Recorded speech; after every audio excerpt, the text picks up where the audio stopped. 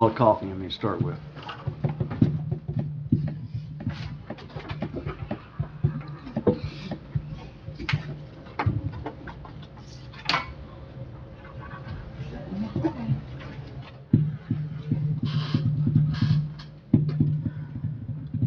I think we're good to go. You think? I know this one is here. Sure. Got one more. Go in. David, you're down in front. Where my line? Hi, David. My tardiness. That's all right. No, We you're hadn't, fine. we hadn't even, Stacy just now got ready. No, we're good to go. Half breath play. Poor girl.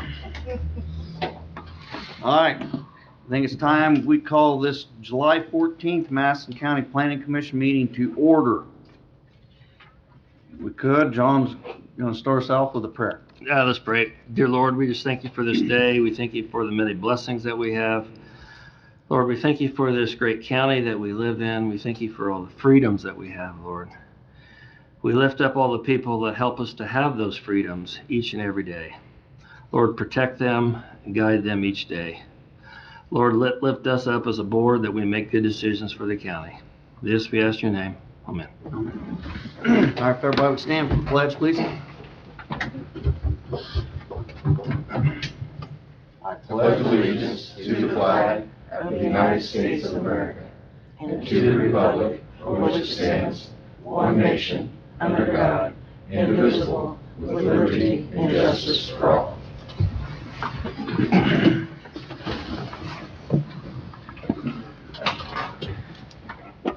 Okay, we're gonna have to do a roll call, please. Yes, sir. Corey Bolander, Here. Lisa Hobbs, Here. Tom Shepard, Here. Beth Vansickle, Here. Kelly Gaskell, John Zimmerman. Here. Mark Geary, Here. David Kane, Here. Wes Lightgev. Here, Thank you. thank you. All right, next on our agenda is the approval of the June 9th minutes. Are there any addition or correction to those minutes?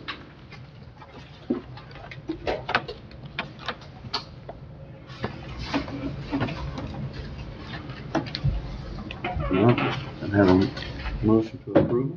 Motion to approve the minutes. Second. We have a motion and a second. All in favor signify by saying aye. Aye. Opposed, the same. Motion passes. Now we're moving on to new business, and I think Brad has asked if we could take the number 7 and put it in the number 1 slot to start with on our agenda. All right, thank you, Wes. All right. The first item on the agenda is some proposed revisions to the Land Use and Development Code, and particularly the subdivision control ordinance within that. You should have a copy of the proposed ordinance in front of you. Many of these requested revisions are from the county engineer, Joe Copeland, and he is here as well if we have any questions for him. I'm going to go over each one kind of quickly. This is actually a public hearing that was noticed properly by Brad. Yes. Be appropriate to continue the meeting and open the public hearing prior to Brad's presentation beginning. Okay. So just invite a motion to continue this meeting and open the public hearing. Make a motion, we continue this meeting and open the public hearing on the ordinance changes. second. We have a motion and a second. All in favor? Aye. Aye. Opposed, same. Motion passes. Are we good to go now? Yes, Yeah, thanks. Thanks, Jeff. What would we do without you? The first item, we're wanting to add that into section 4.6.d.p, that a traffic impact analysis may be required by the county highway engineer and/or planning director. And of course, this is all under the subdivision control ordinance for major subdivisions. So this would allow us to require a TIA so that we can certainly take a good look at the condition of the streets and how the subdivision will impact it. The next is in section 6.6.g, street geometric standards. It states that the ad would be home shall accommodate parking for 2 vehicles off-street, not including vehicles in a garage. If this requirement cannot be met, additional street width will be required. Additional width will be determined by the county highway engineer and/or planning director. Section 6.9A, sidewalk standards. We'll be adding in Section F, ADA compliant ramps shall be installed at each end of all crosswalks. Section 6.9.A.C, sidewalk standards. Add or less than 1 foot inside a designated easement that is adjacent to the edge of the right-of-way line. And that is being added because in some cases the right-of-way is not sufficient to handle the sidewalks, the utilities, and the street widths and so forth. So in some cases you'll have an easement. Actually, for that we want to ensure that the sidewalks are within that 1 foot or with 1 foot within inside that easement. Section 6.13.A, public sites and open spaces. There's changes to the percentages of minimum acreage requirement for open spaces for individual designated zoning districts, as you'll see in that table that's below, showing that in R1 and R2, 10% of the entire acreage of the parcel for the major subdivision, 10% would need to be open space. In R3, MR, and MH, 12%, and in a PUD, 20%. And we'd be deleting the section that states in all subdivisions, condominium or apartment rental unit. We had a statement in the subdivision control ordinance that states that there's so much square footage that has to be designated open space. I'd like to change that to a percentage. Section 6.13 is probably the largest part, and if it's okay, if you want me to read through it, I'd be more than happy to, but ultimately what we're doing is setting it up to where within any new major subdivision that there are requirements for amenities within each major subdivision. As we read right now, all they need is to have open space. There's no amenity requirements whatsoever. So any amenities that take place is strictly by choice only.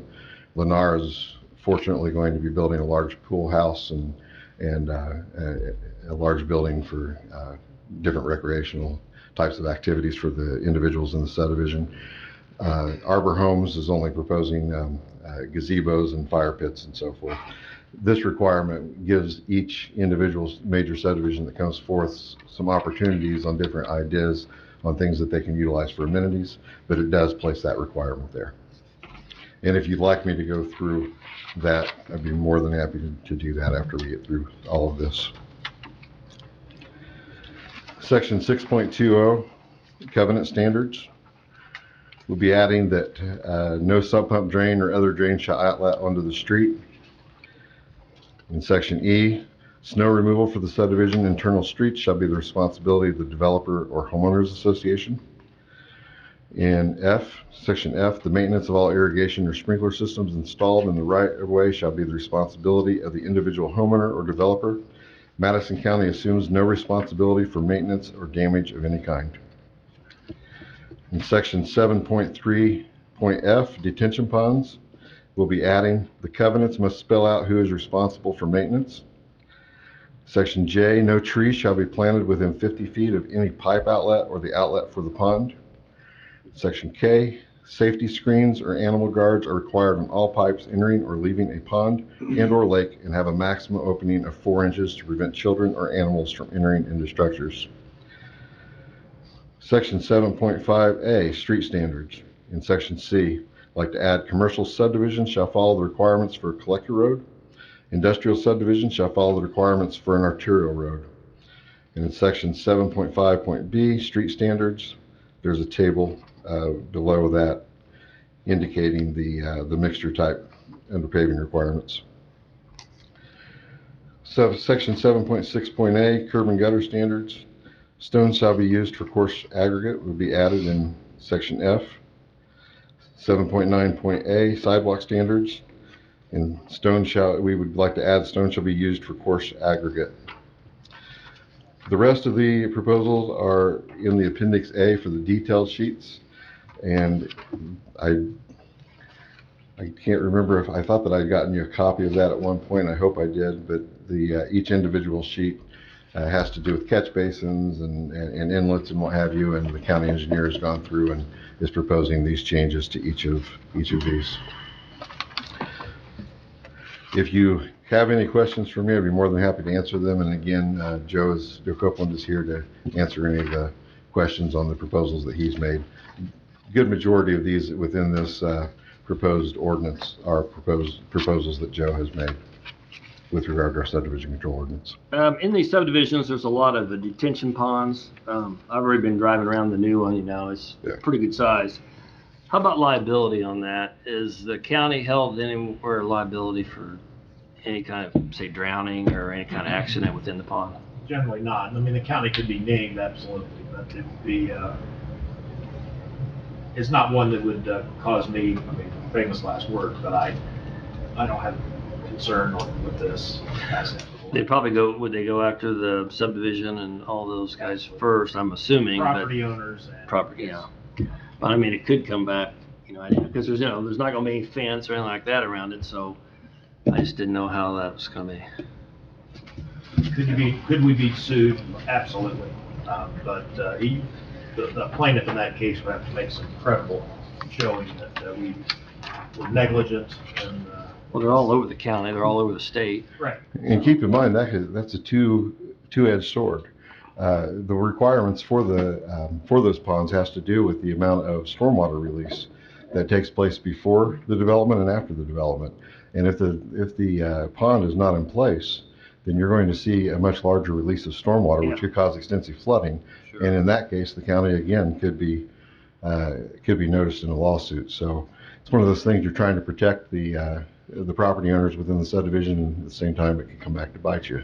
Sure. Will these apply retroactively to any changes made to existing subdivision? No, they will not. They would be effective the day they'd be adopted.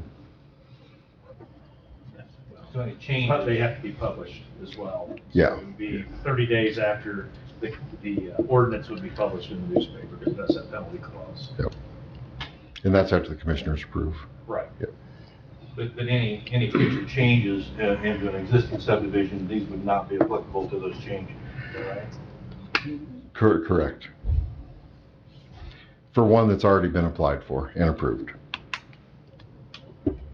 But any new major subdivisions that come after the fact would have to comply with these new regulations.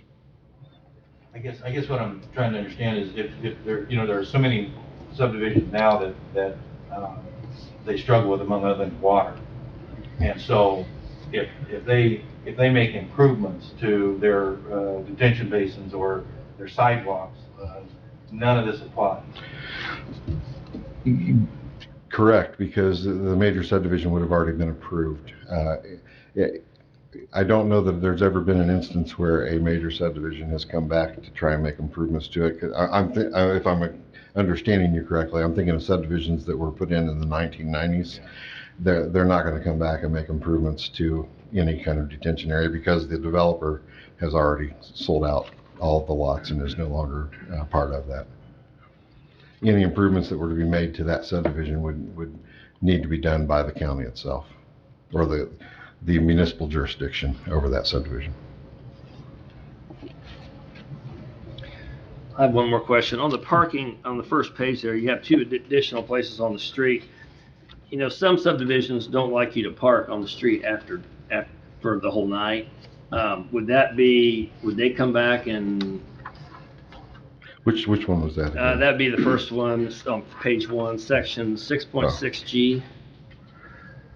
I know some divisions do have rules about that. I don't know if they do actually out in the county, but they do.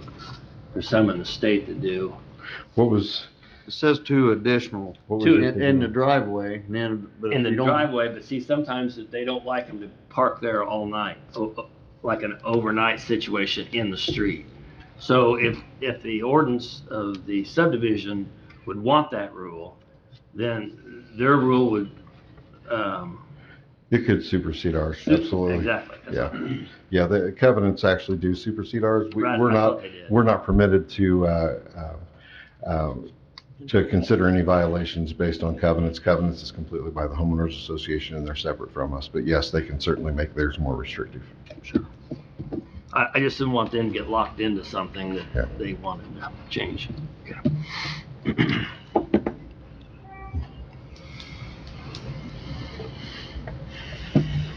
Any other questions? Any comments?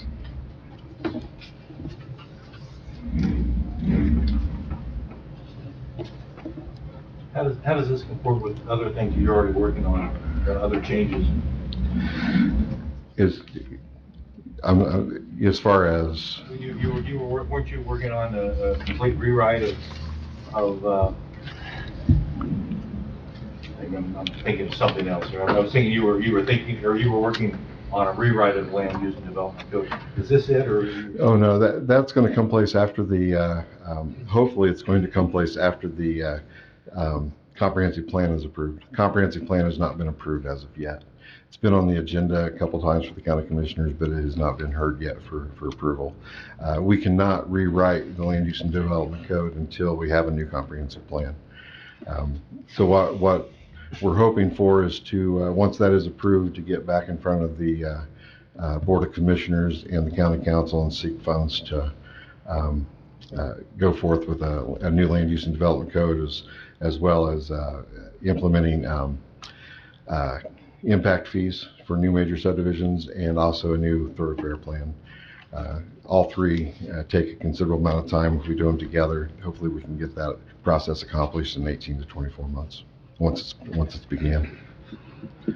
And it's also not a cheap process. We're probably looking in the neighborhood of anywhere between $130,000 to $200,000, and the county's already hurting financially, so I don't know how quickly that's going to get approved or moved forward.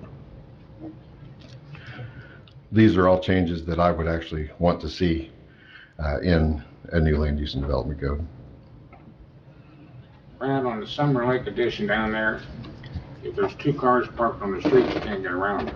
Correct. Does this take care of that? Yeah, one of the things that we're proposing in here is to require all the streets within a major subdivision be considered a collector road.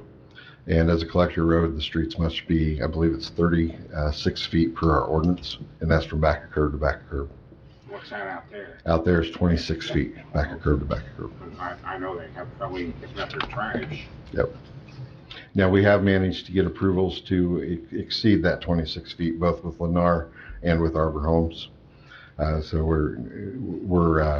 we have 30-foot wide streets in Springbrook, and the same will be true for Arbor Homes.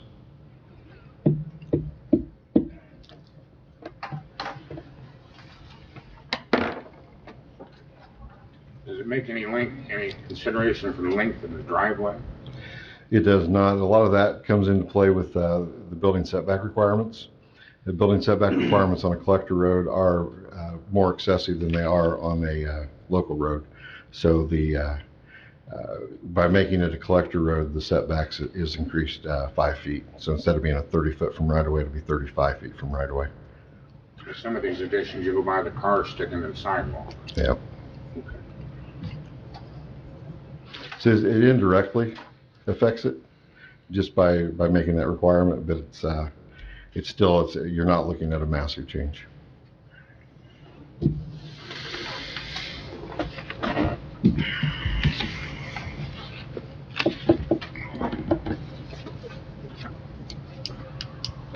How does this compare to surrounding counties, do you know? I would say this is pretty close. A lot of the changes that Joe has proposed are changes that are already in the ordinance for the Hancock County. So we'd be very similar to them. And some of the language that I took for the homeowners association actually came from a couple different communities, or not the homeowners association, but the open space came from a couple different communities in Hamilton County and Hancock County as well. So.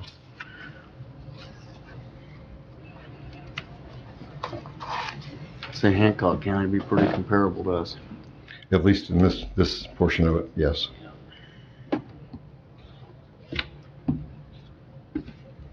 Any other comments, questions?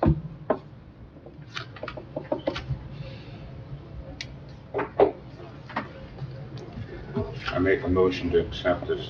Do we need to hear public opinion or anything? Might want to specifically invite public comment. Anybody, Already did. anybody out there want to comment on this? And keep in mind with our Facebook Live, there may be some comments on that. If there hasn't been, then we're good. then it would be favorable recommendation Yes, to the make a commission. motion for a favorable recommendation to this. We have a motion. Second. We have a second. Stacy, could we have a roll call, please? Yes, sir. Corey Bolander, Yes. Lisa Hobbs, Yes. Tom Shepherd, Yeah. Beth Vansickle, John Zimmerman, Yes. Mark Geary, Yes. David Kane, Yes. and Wes Lightgev. Yes, motion passes. Thank you.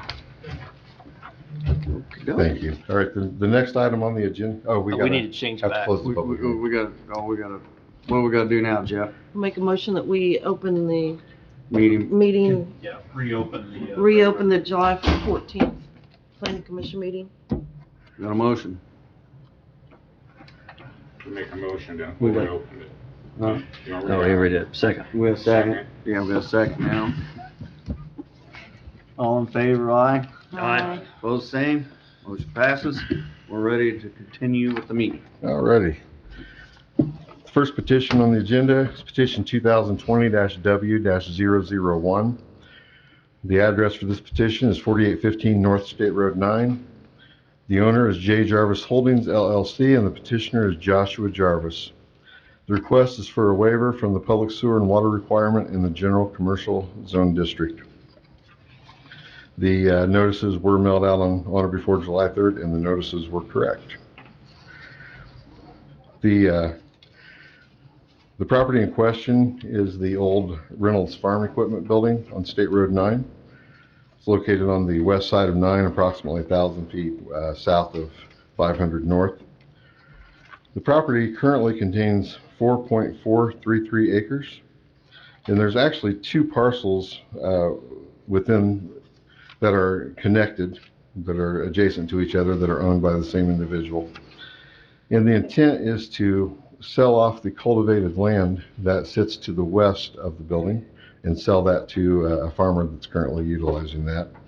And that would leave approximately 1.24 acres of the where the building would sit. Is that? I'm sorry, it'd be leaving 1.86 acres where the building sits. I didn't think the 1.24 was correct. In the general commercial district, that's more than enough size, but it does require connection to public sewer and water. Public sewer and water does not extend to this location. In fact, it's pretty far south of there. It would, so currently this property is on septic and well, and it was on septic and well the entire time Reynolds Farm Equipment utilized this property. If you look at page 9, you'll see the layout of the existing parcel. And if you look at page 10, you'll see how they would wish to split the building out. And page 11 actually shows how the portion of the property that would be deeded to the farmer. The farmer would continue to have access to State Road 9, a strip that's a little wider than 50 feet. Even though that is still zone general commercial, in comparison in the agricultural zone district, if a portion of land is being utilized primarily for farming, a 50-foot wide strip is all that is required.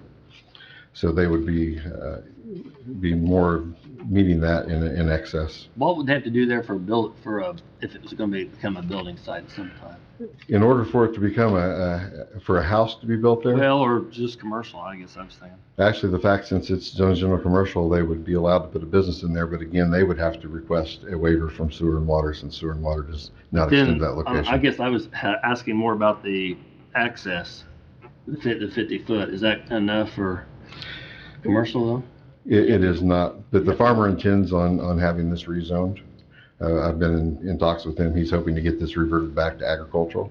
Oh, Just hasn't, in fact, he was under the understanding that that was going to take place as part of this, but he had been told incorrectly. So I think we'll be seeing him shortly in the future requesting that rezone.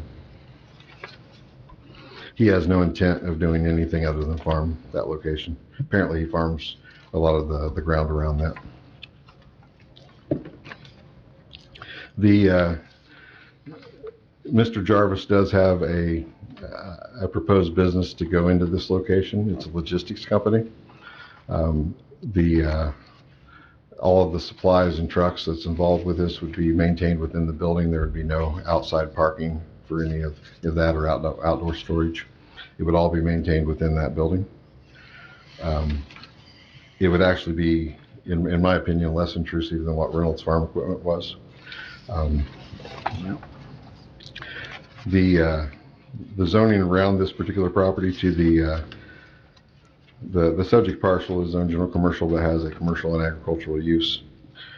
To the north is zoned general commercial and single family residential, but all the property to the north is commercial, has a commercial use. To the south is general commercial with the residential use, and to the east as well. To the west, you have general commercial zoning with commercial and agricultural use. State Road 9 is an arterial road based on the county's thoroughfare plan, which is a 100-foot right-of-way measured 50 feet from the center of the road. If this is approved, a site development plan will be required, in which drainage board approval is also required. Once they get through that process, they would need an improvement location permit because they will need a state design release, so there may be changes and alterations made to the building to bring it up to fire code. Platting is not required as part of this. The split and combine does fall under the transfer between adjoiners exception in the subdivision control ordinance. Page 5 and 6, you'll see the findings of fact, and we do recommend approval of this request. If you have any questions for me, I'd be more than happy to answer them. And just to note, Mr. Jarvis is not here today. He's being represented by an individual from Ashton Land Surveying.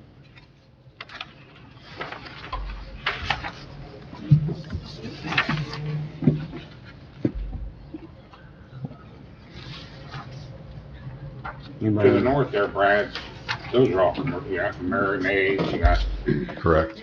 used to be the farm credit service or whatever it was. It used to be, Correct. yeah.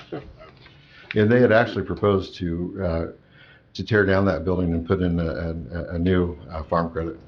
It was a credit union, I believe.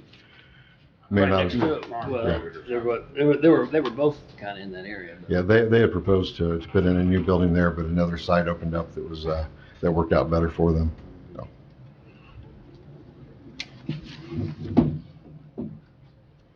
Yeah. Yeah, they're all commercial right next to them. Water softener place. All in there. All right.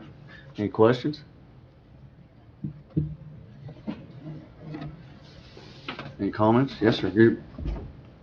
We're still coming up to the... Yeah, anybody who would like to speak, please come forward and sign your name and address on the sign-in sheet, and then state your name and address.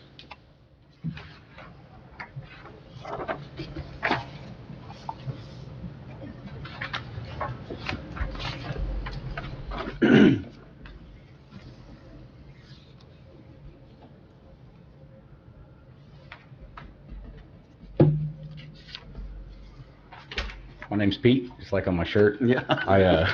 I own the ground to the east in the farm fields, and we're in the watershed where that goes.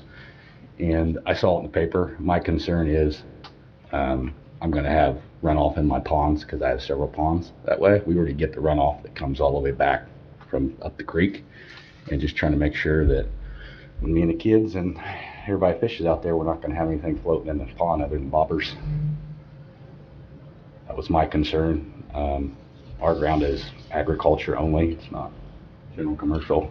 It's residential. We own all the houses on the other side of the road. And my concern is when it rains real hard, usually there are dumpsters floating across the parking lot. So how do you keep sewage water in the ground if you can't keep the stormwater going to the 5x5 that's right there? So that was just my concern. I saw the asking for a waiver, and I didn't know what exactly the project was. I didn't have a phone number to call anyone up to be able to ask before now, or I would have. Sure, you own the land to the east, Yeah. On the Cross other 9. line. On the other side. Oh, the other side. Okay. the other side of 9. Yeah, I think I spoke to you on the phone yesterday. Okay. And water's getting to you to the other side of 9? Yeah, there's a 5x5 drain. Pardon me? It's a storm drain that goes under the road, Yeah. and that's where all the water comes from. There a lot. They've done some work over there. If you guys drove by there, you've probably seen them open up the lot quite a bit in the last year or so. And we're all on wells out there. All of our houses are on wells, so it's just kind of a concern to see what was going on, because we didn't know. Is that the state's drain, Brad? Yeah. There's the storm structure he's talking about, yes, it goes underneath State Road 9. It's a surface structure. There's also a regulated drain that crosses the very southeast corner of the parcel to the south. Yeah, I see that. And, but not on the proposed location where the building sits. The regulated drain is south of that. Keep in mind that one of the requirements of this, they will have to go to the Drainage Board for approval. Since this particular property has never had to go in front of the Drainage Board for any kind of development, it's never been designed, nothing has been designed on that property to deal with the amount of impervious surface that's on that property. That will change. When they go for Drainage Board approval, they will have to address the amount of impervious surface, and they will have to, there will be some stormwater infrastructure required to put in place to deal with the amount of stormwater that hits that location. I don't know what those requirements will be. That's part of Drainage Board. But that's, we do have a stormwater ordinance to deal specifically with that. If they're unable to meet those requirements, then they will not be able to operate a facility. So actually, this could be beneficial. It could. Yeah. In the long run, it could, if they can meet all the requirements the Drainage Board may have for them. If not, it just stays the way it is, right? If not, it'll stay the way it is. You don't want that, so. Yeah, my issue is if they're working on machinery or whatever else, that, you know, if they're on the septic, it all goes down the drain, right? And it all ends up down creek, and I am down creek. There's stormwater quality requirements as well, and I can only hope and expect the Drainage Board will abide by that. Yeah, I understand. And as long as they put in those requirements, it should make some improvements. They're not intending on putting in any additional impervious surface. They're not planning on adding onto the building or anything along that line. So there shouldn't be any additional area that's. Yeah, that's why I just wanted to talk to whoever about that, get a good idea. There's not gonna be a Jiffy Lube or something. Right. My place. It's gonna be a logistics business completely, so their plan is to just have a place for storage as for their vehicles and for whatever I'm equipment just there. curious because it's listed for sale. Yeah. Okay. Yeah. Okay. Are they planning on paving the parking lot? They had not indicated that to me, but however, that is one of the requirements in the site development plan. They may need to request a variance from that. We haven't got into all of that as of yet. If they pave it, that's gonna make more surface water to do something with it. The Correct. retention pond have to be bigger. So a lot of that I'm sure will come into play when they get in front of the Drainage Board, find out Yeah. what those requirements are, whether they have the space to deal with it, and how that's going to impact that particular property. Okay. It's gonna be a tough time because there's a pipe about that big with a cap and a bunch of holes drilled in it, and it just shoots up when there's a lot of water. I mean, there's nothing you can really do. It's in the highway, but it all flows down our way, and that was my concern because it's a big ditch. If you guys have ever been out, I don't know, there's a like pike by Steyer's place, and you know, this year hadn't even been mowed or maintained, so I'm just trying to figure out what's going on. So that was my issue. How do I find out about the planned improvements they plan on doing? The site development process is handled internally. Drainage Board is a public meeting. We could certainly make a requirement that they're required to contact you for the Drainage Board meeting. We actually did that. Definitely do that. We've done that in the past. Make a lot to be solved that way, just talk to them in 15 minutes. Sure. Because I just have no way to contact anybody. Yep. So, yes, thank you. Yep. Thank you. Thank you.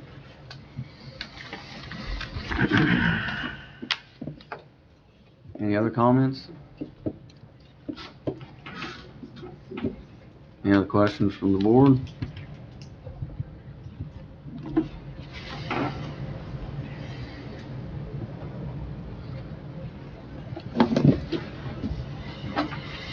Mr. President, I'd like to make a motion to pass petition 2020-W001 based on the staff recommendations. Okay, we have a motion. Second. We have a second. Do we need anything Mark, else? is your motion based on also the petitioner giving direct notice to this gentleman? Yes. What's your name, sir? Pete Schmidt. Pete Schmidt? SCHMITT. Okay, if you could give Brad your address so we can get that. He's got it. It's written on here. Let me give you a mailing. Okay, sorry. Thanks, Jeff. So with all that, and then we have a second. Second. Okay, can we have a roll call, please? Yes, sir. Corey Bolander, Yes. Lisa Hobbs, Yes. Tom Shepherd, Yes. Beth Van Sickle, John Zimmerman, Yes. Mark Gary, Yes. David Kane, Yes. Wes Likens. Yes, motion passes. All right, the next item on the agenda is petition 2020-W-002. Address is 6750 West 300 North. The petitioner and owner is Kelly Salyer. The request is for a waiver of the minimum lot width to depth requirements in the agricultural zone district. Notices have been mailed and everything has been properly noticed. This particular parcel contains 20.351 acres and is located on the north side of 300 North, approximately 3/4 mile west of 600 West. The current property does not meet the current width to depth requirements in the zoning ordinance. Of course, this property is legal nonconforming. It was established prior to 2002, but just simply does not conform with the current land use and development code. The request is to ultimately split this property, which would create two legal nonconforming parcels. The hope is to sell one of the parcels to a relative and build a new house on the split parcel. There is a regulated drain that crosses this property. It's the Moses McCord regulated drain. It is considerably north of where they're wanting to build, so they will not be affected by the regulated drain easement.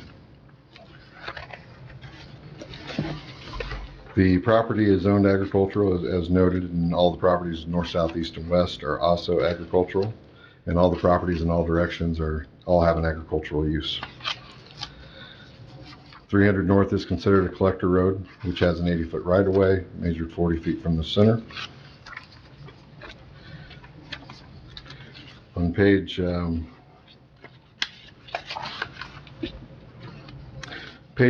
I've indicated how the proposed split would look. The parcel that is in blue would contain the existing house. Parcel in red is where they would like to build the new house. Included on page 2 and 3, the portions of the land use and development code that pertains to this particular situation. And any additional requirements is that they would have to go through the administrative plat process, and along with the administrative plat process, that requires drainage board approval. In drainage board, in that case, there's no specific requirements for stormwater infrastructure. It's just to ensure that any home built in that location would not have any kind of drainage complications. Staff does recommend approval of this waiver request. And on page 4 and 5, you'll see the findings of fact. One of the things I'd like to point out when it comes to the width to depth ratio, in my opinion, that has to do particularly for any new parcels that are created. So if you have an 80-acre farm field and you want to split 5 acres out and it happens to be a 200-foot wide strip that extends back 1/4 mile, I think in those kind of cases, that's what the Land Use and Development Code is suggesting we not allow. But in cases where the properties have already been established prior to the Land Use and Development Code, in those individual cases, I don't believe that's what the Land Use and Development Code is calling out. In those cases, it's already taken place, and it's just not a direct note on those individual parcels. So again, we recommend approval of this waiver request. And if you have any questions for me, I'd be more than happy to answer them.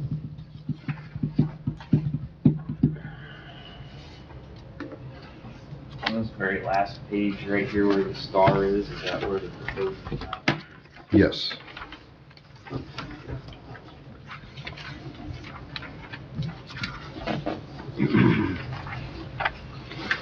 And I realize the drawing that I made isn't a perfect representation of the split. It's just to give you an idea. The drawing on that last page is probably a little more accurate.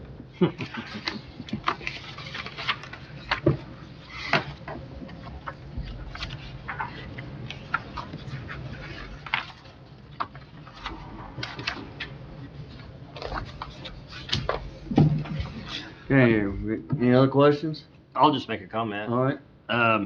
We own all the property right next to him there, and great neighbors and great improvement to the property so far, and absolutely no problems at all.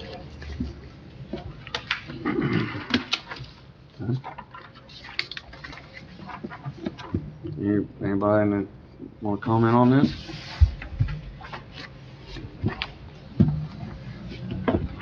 John, you want to make a motion on this?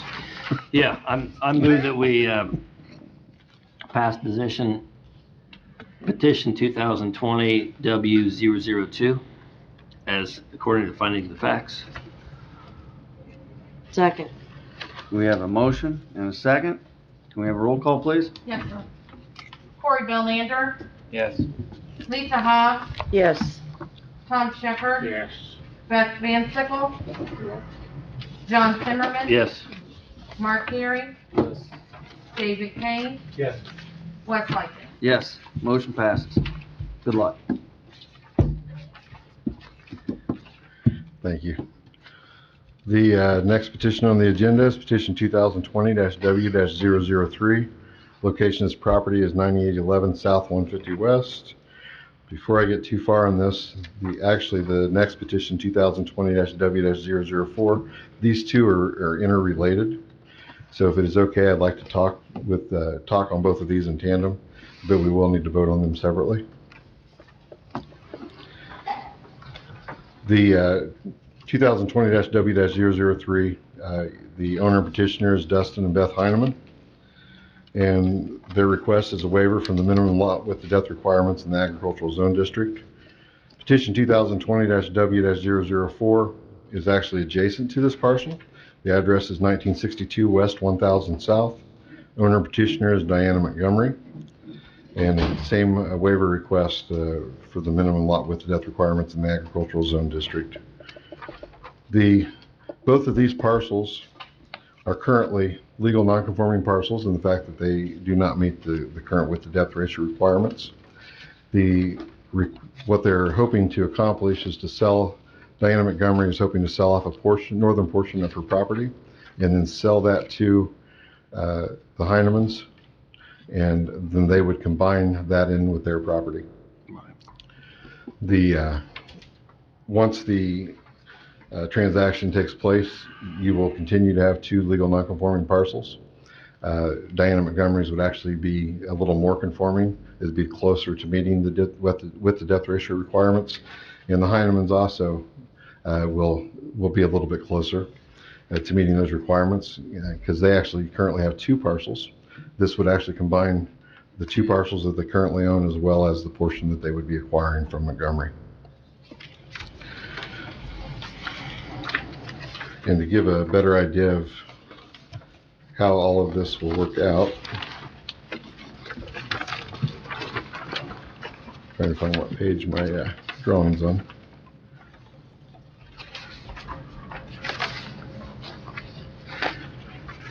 If you look on page 8 of the Montgomery petition,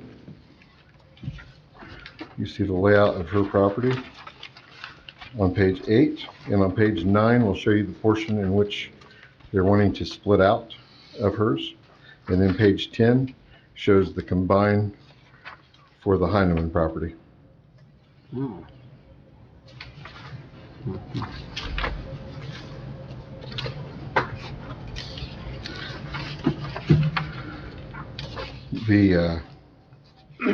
If this is approved, they would meet the transfer between adjoiner requirement, and so there would be no platting necessary.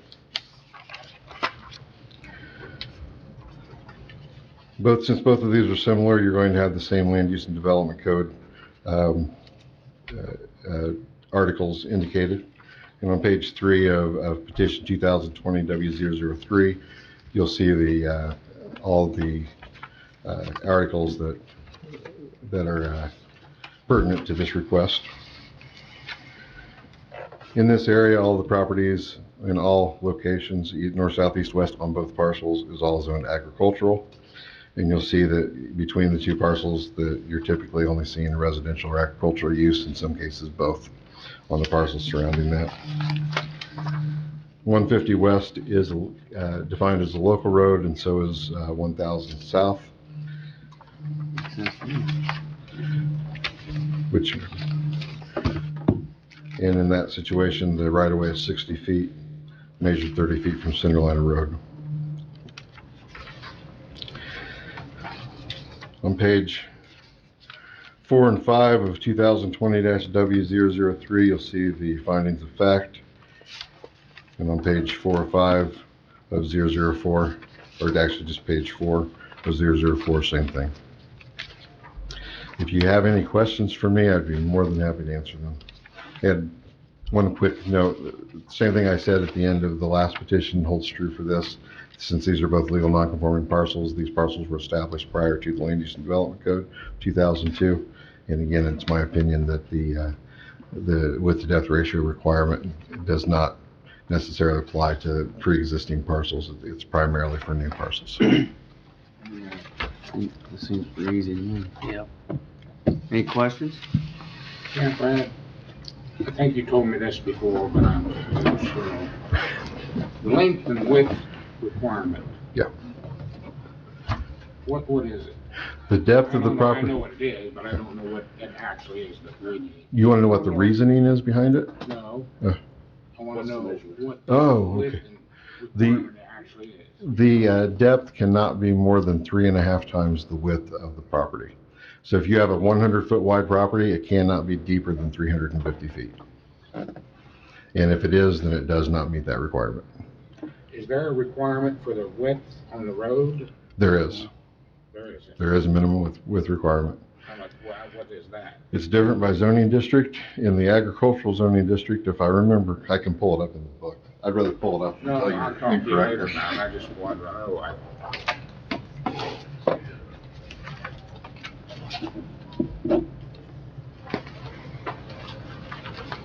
I think I said this last time, that air conditioner works good in there. In agricultural zone district, the minimum width is 200 feet, and the minimum road frontage is 50% of that lot width.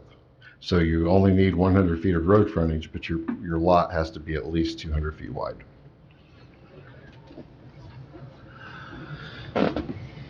I'm sure I'll ask you again. And I'll look it up again. Do you have a sense of percentage-wise, countywide, how many of these properties exist versus those that are in compliance? Oh, I would imagine that percentage is less than 3%. It's not a large percentage, but there are several.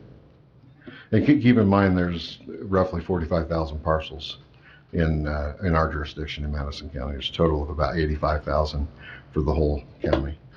So 3%, you're probably looking at a little over 1,000. Seems like a lot. We see these. Well, Yeah, we because do. that's the only ones we see. We don't see the others. If they're in compliance, they don't come in. Most, Yeah, it does seem like a lot, though. I try to weed those out if it's somebody that I don't think that there's a chance of them getting approval. Yeah, there's a lot of people I tell that I don't think their odds are good, but they're more than welcome to apply. And a lot of those have to do with new splits, in which case they're wanting to develop a property that's not And going that's to what meet we're that. trying to stop. Correct. But in these instances, I don't see reasons to not approve. It already exists. You're not going to revert it back into a position in which it is in compliance with the zoning ordinance. In most cases, they're utilizing the entire portion of the property, and it's just not going to be reverted back. It's always going to remain a legal non-conforming parcel, unless they acquire more ground, which is also unlikely, because in most cases, they're in the middle of agricultural property. Or there's another one right beside it that's an Correct. open strip. We see that a lot. Correct, yeah. does staff during their evaluation, do you take into consideration intended land use, intended, use of the new property? Absolutely. One of the reasons that a good example is the last one, Mr. Salyers. He has a 20-acre parcel. Purdue has put out a paper in which they suggest that any individual parcel should contain a minimum of 5 acres if it's going to be on a septic system. With a 20-acre parcel, and he's going to be splitting it up to where one parcel will have an excess of 5 acres and the other one will have in excess of 12. They more than meet the requirements that Purdue has put out. Now, we only require 2 acres. But that was a bit of a compromise that took place back in 2002. Purdue did come out and explain that during the process of the adoption of the Land Use and Development Code. But many of the citizens of Madison County did not like the idea of requiring a minimum of 5 acres for land, because most people, when they move out, they want less than that. So I certainly take into account the land use and the fact that it's going to be residential use. They're going to need to put in a new septic and well for this particular property. There's more than enough land to handle that. And the same holds true for both of these as well. In these cases, they're not adding a new house. They're just simply swapping land. So they're not going to need to put any new septic systems in or anything along that line. Yeah, I was thinking more along the lines of if speak hypothetically just for a moment, if someone wanted to do these to put in some kind of a not necessarily a commercial, but a recreational environment where, well, let's say where they probably want to have go-karts or motorbikes or something that adjoining neighbors may take exception to. Is that something that you have insight into? That's actually in our Land Use and Development Code as well. We've adopted an ordinance with regard to those type of vehicles, and they do have to meet specific requirements for that. But unfortunately, the ones we have in front of us today, that's not the case. Yeah. But those are declarations that have to be made when these petitions are filed. Not necessarily. They could certainly hold back that information and go forward with their proposal. I mean, I don't want to say that people would necessarily lie, but they may not divulge all the information. I want to make clear I'm not suggesting that. Right. And if that is the case, and then in the future they chose to go ahead and start utilizing it for recreational vehicles, then at that time, if we receive a complaint, they would be in violation, because there are processes that they must go through for that. And of course, if that information was given to us, we certainly would direct them accordingly. Is there an idea around there floating around that 5 acres is minimum for septic systems? I'm sorry? 5 acres is minimum for septic systems? That's what Purdue is. Purdue has put out a paper stating that, and they're not the only university that has done that. They're in their opinion, septic systems were set up specifically for large agricultural households. So for farmers out in the community, that's what the typical use was for the septic system. But of course, people wanted to start moving out into the country, and so we saw more and more homes going out there. Well, what else do you use rather than a septic system? In Purdue's opinion, you need a minimum of 5 acres to be able to manage that system appropriately. Because the septic systems do not last forever. You're going to eventually need more space. And that's just their opinion.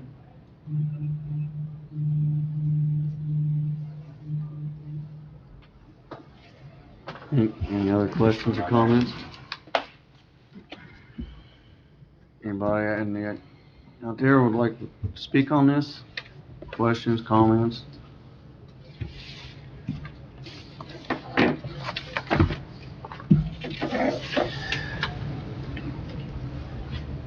I'll make a motion that we accept petition 2020 W003 with the findings of facts.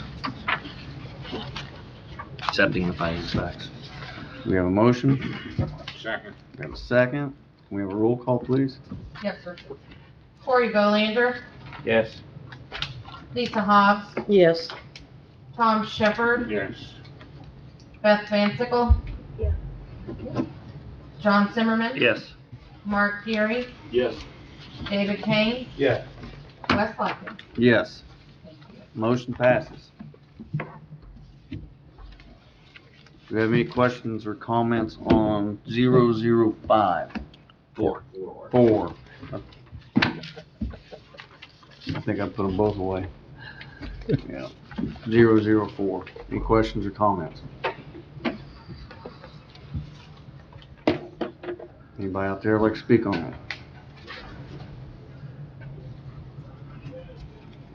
Make a motion that we approve 2020 W004 per the finding of facts. We have a motion, we have a second. Can we have a roll call, please? Yes, sir. Corey Belander, Yes. Lisa Hawk, Yes. Tom Shepherd, Yes. Beth Vansickle, John Zimmerman, Yes. Mark Fury, Yes. David Kane, Yeah. Wes Luckett. Yes, motion passes. May I ask who seconded that? Gary. Thank you. Okay, the next item on the agenda is petition 2020-W-005. The address is 3231 West 300 North. The owner is Walter John Howells, and the petitioner is Herman R. Summers.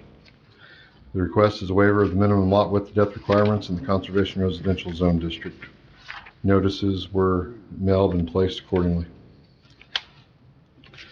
The current property contains approximately 14.6 acres. It's located on the south side of 300 North. Boy, I put west on here, it should be south. West side or south side of 300 North, approximately a quarter mile west of 300 West.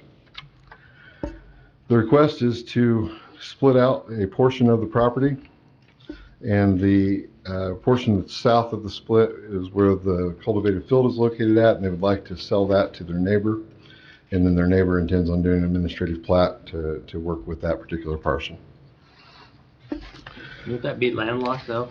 It will be, and so even though if this is approved, it cannot be official until the administrative plat takes place. And I'll be getting into that when I get into the additional requirements. But if it's agriculture though, won't it just go over into the other field, even though it's a separate parcel? The current owner of the property, his relative lives to the east of this property, and that relative wishes to purchase that back portion, and so it will be adjacent to their property. Yeah, so it really won't be landlocked in terms, it would be if it was a separate building. Yeah, it actually will be landlocked, and it will require a minimum of an easement.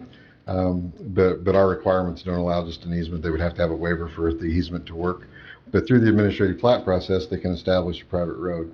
Private road gives that parcel the road frontage that's necessary, and that is the plan that they're working with in this particular parcel. Where would the road go though? It's going to go through the neighbor's parcel. That? That's actually how they're accessing that property currently. Yeah. So they would just be placing that on the administrative plat. It looks like there's a building right next to the property line, so where would the road go? I guess that was my question. There's you can see a swimming pool that's south of their house. Okay. And then there's a barn just west of that swimming pool, and of course you see the drive there. The drive would go through the small barn, between the small barn and the larger white barn that's further south. Okay, And then okay. work its way I was south. looking at coming straight down the property line. Yeah, unfortunately it won't be doing that. Yeah, I see what you're saying. All right. The split would be 2.8 acres and would include the existing house on the subject parcel. And again, if this is approved, the additional requirements is an administrative plat, in which case that plat would require drainage board approval as well. This is the same situation as the others we've seen prior. This is a legal non-conforming parcel. It was established prior to 2002. 300 North is identified as a collector road, so there is an 80-foot right-of-way measured 40 feet from the center line of the road. All of the property to the southeast and west is zoned conservation residential, as well as the subject parcel. To the north, the property is zoned agricultural. You'll see that all the properties to the north, southeast, and west either have a mixed residential agricultural use or just an agricultural use. So this is a very high agricultural area. On page 2 and 3, you'll see the articles within the Land Use and Development Code that pertains to this particular situation. And on page 5 and 6, you'll see the findings of fact for the proposed waiver. If you have any questions for me, I'd be more than happy to answer them. Like you ran into a whole slew of these today. Yes.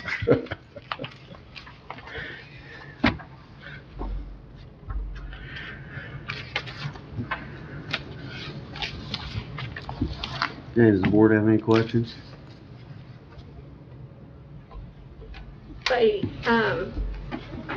taking that portion off, that portion off, does it make that original,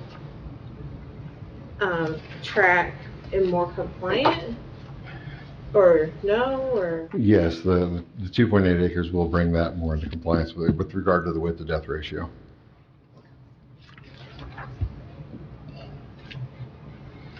That is pretty narrow.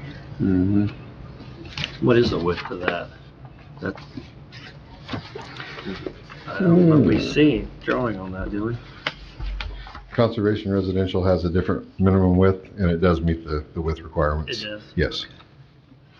I think that I have that in the, Just looks a lot narrower than the other two right beside it. That's why.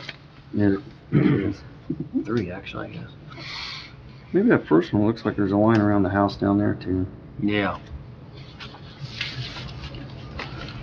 yeah, that was one of the things we confirmed when we were going through the process. Yeah. It does meet the minimum width Ooh, requirements.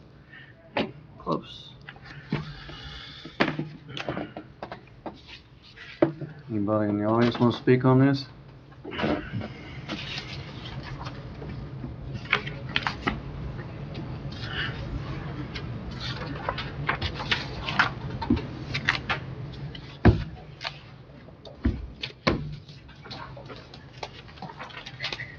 Make a motion that we approve 2020 W005 for the finding of facts and from the planning department. We have a motion. Second? We have a second. Can we have a roll call, please? Yes. Corey Billander, Yes. Lisa Hobbs, Yes. Tom Shepherd, Yes. Beth Fanciful, John Zimmerman, Yes. Mark Gary, Yes. David Kane, Yes. and Wes Lightgev. Yes. Thank you. Motion passes. Thank you. And just to answer that last concern, in conservation residential, lot width is 100 feet minimum. 100 feet. Okay. Yeah. The last petition on the agenda, 2020-MSP-001, unfortunately, there was a mistake with the notices, and so we will not be able to hear that petition today. There was discussion about the possibility of the Planning Commission meeting after the BZA meeting, if they would be willing to come in to do that. My suggestion is just hold off until the August meeting. If we were to have the Planning Commission come in after the BZA, we'd have to get notices out immediately, and I don't know that we have enough time to get it in the newspaper to meet the requirements. I would just Will they have 2 weeks? There would be a 2-week lull in there. It has to be 10 to 20. Oh, I'm sorry. Yes. Yes. Yeah. 2 weeks between the BCA and Yes. And the planning Yeah. commission. Yes, that's what I was wanting. And we already have 3 petitions filed for next month's meeting. So we'll just hear 4 at that time. In addition to that, they have not received Drainage Board approval for this as of yet. They've had some difficulties getting on the Drainage Board agenda and being heard. In addition to the Madison County Drainage Board, they're also seeking approval from the Hamilton County Drainage Board because they're going to be outletting into Hamilton County into regulated drain there. So they still have a couple hurdles they're working towards, but they keep in mind they have been working on this for some time though. They've been trying to get these taken care of, and they've just Well, we see here that you have contingent to your approval. Do they need? correct. If they get approval first from the Drainage Board, would that be, but normally that's kind of like the wrong order, isn't it? Well, typically yes, but when I don't believe the Drainage Board. How many times have they met in the last 2 months, 3 months? Yeah, that's the issue that we're running into. And so that's why I was proposing that for that reason. I get it. And when, Supposed to be meeting the 20th. yeah, when the developer has issues getting in front of the Drainage Board because they're not meeting, I hate to hold them up even further. Sure, Yeah. I understand, totally understand. Jeff, we need a motion to table on this. Yes, that'd be appropriate. Make a motion that we table, lost my place, 2020 MSP. MSP 001. Sorry, I'm looking at it and I'm Sure. going, duh. Major subdivision plat, that's what that stands. Yeah, well, I was trying to figure that out. So, make a motion, we table it to the August meeting. Yeah, we have a second. Can we just, we don't hear roll call. No. All in favor, aye. Aye. Opposed, same. Motion passed. Brad, do you want these back? Yeah, I Or think you we want can to just print all use this it again. again? Yeah. I mean, there's Yeah, no way I'll remember sure. to bring them back in. Absolutely. Sure. I mean, that's a, That'll that's, save, that's a save some tree, paper. that's a tree and a half right there. I'm nominating you for the environmental award. The last item on the agenda is the 2021 budget. We were required to submit this by July 31st, so this has already been submitted to the auditor's office. But I did want to get this in front of you and hopefully get your blessing on this. You'll see that we've, for the most part, carried over the same number that was what we were approved for last year. The only major change that took place has to do with adding 3% to each of the salaries within the department. You also notice that the 2020 budget, we were approved for $225,700. With the 3% increase and the increase in the longevity, our proposed budget is $226,989.42. So we're only seeing an increase of $1,289.42 across the board. Not very much. In the past, the Planning Commission has always given a preliminary approval of the budget. Typically, that comes before it's presented to the auditor's office, but unfortunately, the timing didn't work out this time for that to take place. We didn't get the information for the budget until a time in which I couldn't get it in front of the Planning Commission last month. If you have any questions with regard to the budget, I'd be more than happy to answer. Lisa, what are they doing on salaries? Salaries right now, there's been no discussion until we see what budgets are submitted. We were also waiting on the state to give out the growth quota, which is what they expect us to be able to increase. This year it is 4.2, and as long as I've been in government, I've never seen a 4.2 increase. It's always been 2.7, 3%, you know, stuff like that. So it does show that we are having a little bit of success with assessed value. Once we get the budget books, which we've not received yet due to them being submitted to the auditor by July 1st, Rick has got them in, he's just not got them totaled, so we'll be getting them shortly. Yeah. I don't like the budget being so early, but the benefit for the budgets being submitted early and getting through the council and getting approved, the DLGF now is required to pass them by December 31st instead of February of the same year that you're working on the budget. So the benefit is you know what your budget is going into the year instead of waiting 6 weeks into it and then getting approval and then having to try to figure out what you're going to do. So it's kind of a pain, but it's a plus too. Brad, why the reduction? They're actually not reductions. The differences that you're seeing on different accounts, we actually had $15,000 approved for professional services last year, but we had to request an additional $4,238. And so we're holding back to the old line item, hoping that we won't have to request more. The same holds true in operating supplies. You're seeing the $3,248 last year. That was actually $3,000, but we needed an additional $248. I think those are the only two changes that we have in place. Do you think the professional services won't need to be, we're not gonna have issues? I'm hoping not. I'm hoping the Lone Oak Solar lawsuit will be completed. Will be done. I hope. And then we won't have any additional attorney fees Okay. needed for that come next year. I could be completely wrong on that. Well, that's kind of out of our hands anyway. It is. Where do you stand on what was the outstanding legal bill? I need to go through them. I actually just got a couple new ones yesterday. But I haven't tallied everything in as of yet. It's not much different than what it was before. Are you waiting on council approval for that again? Or how's that? I'll be going back in front of the county council asking for more money. I held off a little bit on Sure. paying some of the bills, and when we did get one paid, it was denied, and so we managed to get the contract in place, or the information needed for the commissioners to approve it, and that finally was approved. But we currently have a balance, I believe, of around $8,000 in our professional services. 8,000, okay. And I know that Jeff's ready for a payment from that, so. Well, Appreciate you getting, I know everybody's struggling. Yep. Nobody's ever gonna feel sorry for a lawyer. Well, maybe. Hope for others. That's just not true, Jeff. Deserves the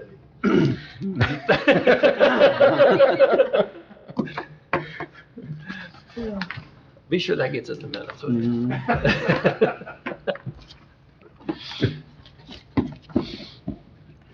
So we need a motion to approve the budget. Which one, Brad, which one are you wanting to go with? 2020 The 2021 proposed, proposed? that's the, if you're looking at Second this to the sheet, last it's the column. next to the last column. I understand. Yeah. Is the council gonna go along with that, Lisa? Well, he's not asking for an increase outside of 3%, so, And longevity.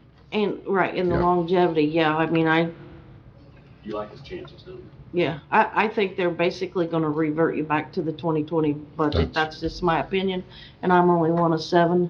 I think they're gonna revert it back to the 2020, and then we're gonna look at giving a raise. He was smart to put the raise in there, cause if he didn't put it in there and they got a raise, then it may complicate things, so that's the smart way to do it.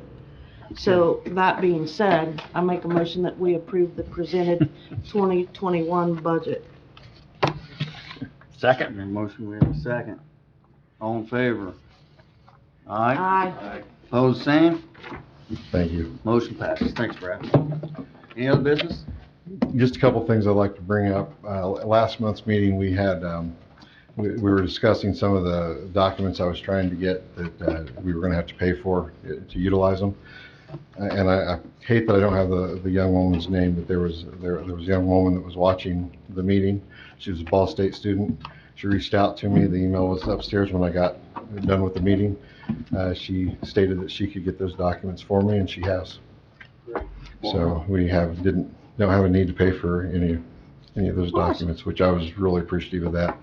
And again, I wish I had her, I meant to have her name for this meeting, but we had so much going on, I didn't get that done, Wow. so. That's great. But just really wanted to thank her, because we really appreciate it. If you're watching, thank you. Is there a chance to maybe get her to do a little interning up here? I don't think that she's in the planning program. I think she's in a different program altogether, but I don't know what her interest was in this. I don't know if she has family that's in the area or just what that is, but. That'd be nice to find out, though. I mean, But it was really nice of her to do that for us, and I really, really appreciated it. All right. Anything else? Make a motion to adjourn the meeting? We have a motion? So, All in favor, aye? Aye. Opposed, same. Meeting adjourned. yeah, I'll see this tonight.